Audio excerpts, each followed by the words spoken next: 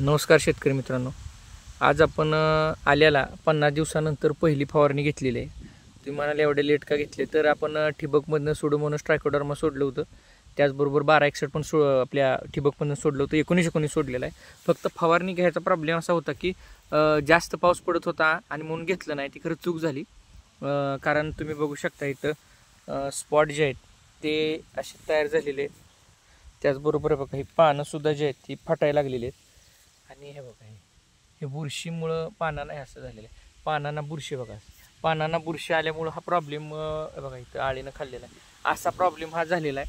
15 दिवसापूर्वी ॲक्च्युली फवारणी व्हायला पाहिजे होती, झाली पाहिजे होती. पण असं होता, पाऊस असला तरी पण स्टिकर टाकून आपण फवारणी ही घेतली पाहिजे. जास्त नाही झालेलं पण तरी पण आज आता ऊन आहे आणि आपल्याला या ठिकाणी आपण कॉम्बी प्लस कार्बॅन्डिझियम आणि मँकोजेब आहेत. सिस्टमॅटिक आणि कॉन्टॅक्ट फंगिसाईड आहे. आता सिस्टमॅटिक फंगिसाईड म्हणजे काय, तर सिस्टमॅटिक फंगिसाईड म्हणजे ही आतून काम करते, बुरशीला आतून मारते. आणि त्याचबरोबर कॉन्टॅक्ट फंगिसाईड म्हणजे काय, या ठिकाणी ज्या आता समजा इथं बुरशी आहे, सपोज बाहेरील बाजूला बुरशी आहे, इथं बुरशी आहे समजा, तर हे काय करतं इथल्या इथंच थांबवतं, याला जास्त वाढून देत नाही. म्हणून आपण या ठिकाणी कॉम्बी प्लसचं, नागार्जुनाचं कॉम्बी प्लस, की ज्यामध्ये कार्बॅन्डिझियम पण आहे, मँकोजेब आहे, म्हणजे सिस्टमॅटिक पण काम करते आणि कॉन्टॅक्ट फंगिसाईड पण काम करते. हा साधारणपणे आपला जो प्लॉट आहे हा 10 गुंठ्याचा आहे.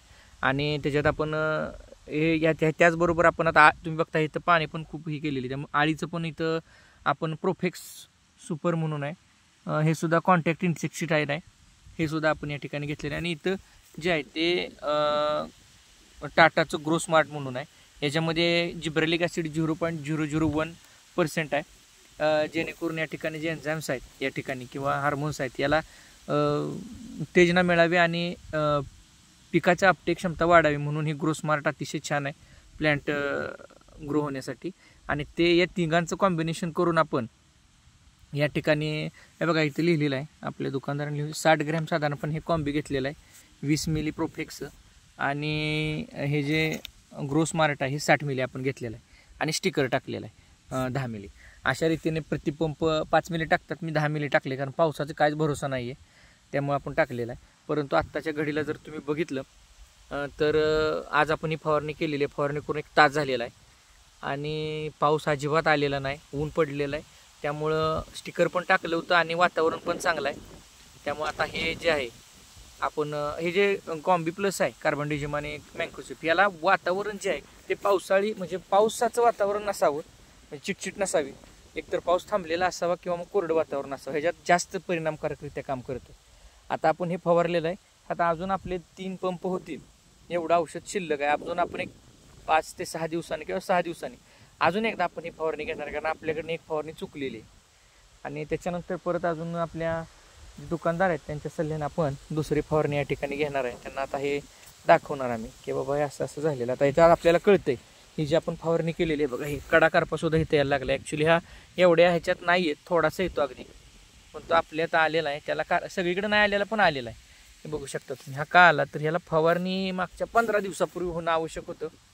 आपण पावसाला घाबरून हे केलं नाही, त्याच्यामुळं वाया जाईल. पण तसं आता करू नका. आता ह्याला एकदा का फवारणी उशिरा झाली पहिली किंवा कुठलीही फवारणी आल्यात 9 महिने 8 महिने असताना, हे 8-9 महिने, तर बॅक टू बॅक परत आपल्याला ताबडतोब 3 दिवसाच्या किंवा 4 दिवसाच्या गॅपनं फवारणी घ्यावी लागतात. त्याशिवाय मग ती जी काही करपा आहे तो कंट्रोल होत नाही. आता आपलं तसं झालंय. पण तुम्ही दुकानदारांचा सल्ला घेतला म्हटलं जरा थोडं, ते म्हटले कशाला, ते आपण हे काय करणार आहे, हेच कॉम्बिनेशन डबल परत आणखीन मारणार आहे एक 5 दिवसानं, 6 पण नाही, जेणेकरून जी बुरशी आहे पानावरची ती कंट्रोल होईल आणि पुन्हा आणखीन एखादा औषध फवारणी आपण याच्यामध्ये आपण दुकानदारांच्या आपल्या सल्ल्याने, कारण की आपले जे दुकानदार आहेत ते आपल्याला माझा प्लॉट त्यांच्याकडेच असतोय. 10 वर्ष मी गेले 10 वर्ष झालं आलं लावतोय, एका दुसरं वर्ष नसेल लावलं, परंतु रिझल्ट खूप छान आहे. किसान ट्रेडर्स म्हणून आहेत आणि कडेगावमध्ये.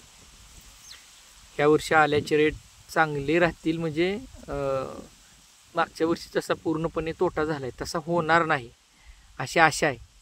आपल्याकडे सुद्धा आपले काय मत असतील तुमचं, तर तुम्ही इथं नोंदवू शकता. आपल्याकडं आल्याची लागण ह्या वर्षी जास्त झाली आहे का कमी झाली आहे?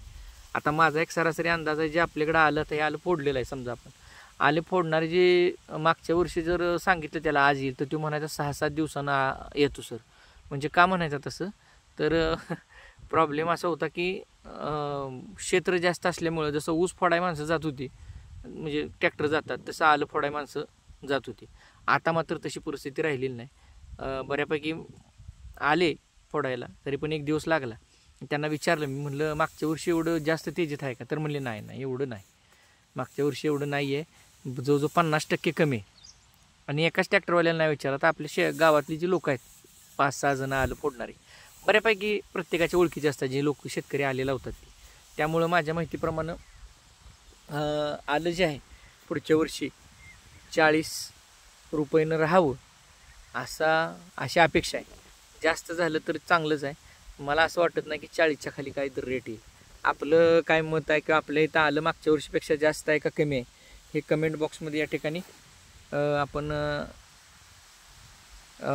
लिहा. आणि गाव कोणतं आहे ते पण लिहा, म्हणजे साधारणतः आपल्याला अंदाज येईल की पुढच्या वर्षी आल्याचा रेट किती असेल. आता ह्याची काय नोंद नसते कुठं, जशी ऊसाची नोंद असते तशी आल्याची काय कुठं नोंद नाही की बाबा एवढंच आले, एक वेळ एवढं क्षेत्र आहे आणि एवढं होईल, याचं काय सांगता येत नाही. बऱ्याचशा आत्ता पण म्हणतात की बेंगलोर साईडला आलं जास्त लागलेलं आहे. आणि त्या बेंगलोर साईडला माझ्या माहितीप्रमाणे जानेवारी महिन्यातसुद्धा लागण केली जाते आणि तिथलं आलं आत्ता निघतंय बऱ्यापैकी, म्हणजे जास्त पाऊस झाल्यामुळं. आपल्या इकडं सुद्धा पाऊस काळ जास्त आहे, परंतु आल्याला पोषक असं वातावरण आहे. जास्त म्हणजे इतका पण नाही झाला, जो झाला पाऊस तो मे महिन्यात झाला, जूनला झाला. शेतकऱ्यात आमची लागण ही 10 जूनची आहे. काही लोकांनी 20 मेला वगैरे केलेली आहे, परंतु निचऱ्याची रानं जर असतील तर काय अडचणीचा विषय येणार नाही. त्यामुळं पुढच्या वर्षी रेट चांगले राहतील अशी आशा करूया. व्हिडिओला लाईक करा, शेअर करा, सबस्क्राईब करा. व्हिडिओ कसा वाटला हे मला कसं कळेल, तर तुम्ही जर लाईक केलं तर कळेल आणि कमेंट केली तर कळेल. धन्यवाद.